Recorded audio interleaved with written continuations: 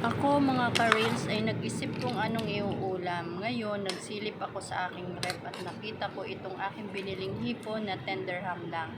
8 pieces lang siya, tender ham. Tapos, konti lang siya. Tapos may nakita rin akong 4 na puset na tira ko nung nakaraan. Nagluto ako yan. Ating lulutuin yan at lalagyan natin ng gata. Ayan. Meron din akong biniling kalabasa lang kahapon. Magluto ako ngayon ng ginataang pusit at hipon na may kalabasa. Ayan. Maglagay na tayo ng butter. Ayan. Lagay na natin yung sibuyas, guys. Magisa tayo ng sibuyas. Bawang. Saka itong luya. Para sa anti-lansa, guys. Kasi alam mo na, ang pusit at saka ang hipon, medyo malamsa ng konti. Lagay na po natin itong hipon. Tapos isama na din natin ang pusit.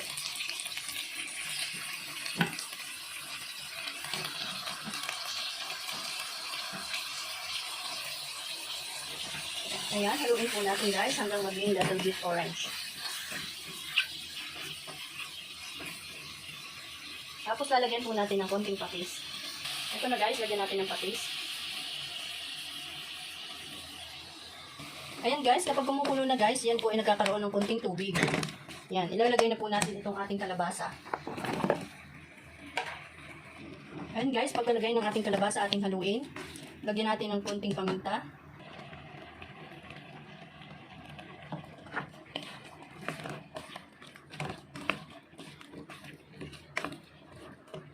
Ayan guys, at takpan po natin.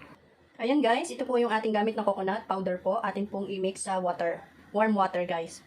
Kalahati po nitong coconut powder ang ating inihalo dito sa water. Ayan.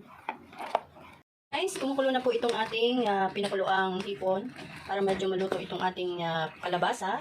Ngayon po ilalagay po natin yung gata.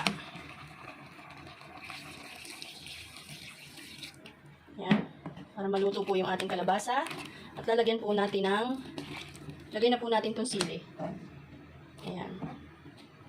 Tsaka guys, konting asin. Pakuluan po natin. Takpan at pakuluan. Guys, kumukulo na po itong ating hipon. Oh, ginataang hipon. Lalagay po natin itong aking pampaberde. Kangkong guys, kangkong. Kinuha ko sa terrace ulit. Ayan. Sarap-sarap ng aking ulam ngayon, ang ginataang hipon na may pusit na may kalabasa. Ayan, napakasarap. Yummy, yummy guys. Thank you guys for watching.